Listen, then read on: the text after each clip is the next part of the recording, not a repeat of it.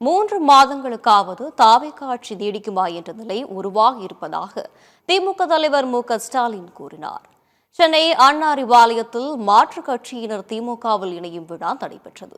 விழாவில் பங்கேற்று பேசிய முன்னாள் முதலமைச்சர் மு.க.ஸ்டாலின், தாவேகா ஆட்சியை 6 மாதங்களுக்கு விமர்சிக்க மாட்டேன் என கூறினேன் தான். ஆனால் இந்த ஆட்சியை தினமும் விமர்சிக்கும் சூழல் உள்ளதாக கூறினார்.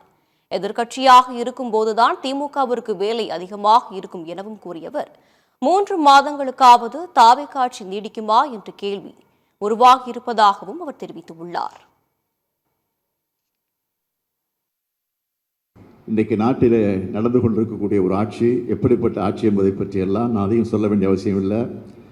ஏற்கனவே இந்த ஆட்சி பொறுப்பேற்ற நேரத்தில் நான் சொன்னேன், 6 மாதத்துக்கு இதை பற்றி நான் பேச போகிறதில்ல. ஆனால் 6 மாதத்துக்கு முன்னாடியே பேச வேண்டிய ஒரு சூழ்நிலை வந்து விடுமோ என்ற அச்சம்தான் இன்றைக்கு இருந்து கொண்டிருக்கிறது, வந்து விட்டது. அதை பலர் பேசிக் கொண்டிருக்கிறார்கள். இந்த விமர்சனங்களாக வந்து கொண்டிருக்கிறது. 6 மாதம் இல்லை, 5 மாதம் இல்லை, 4 மாதம் இல்லை, 3 மாதமாக தாங்குமா என்ற ஒரு கேள்விக்குறியோடு தான் அந்த ஆட்சி நடந்து கொண்டிருக்கிறது.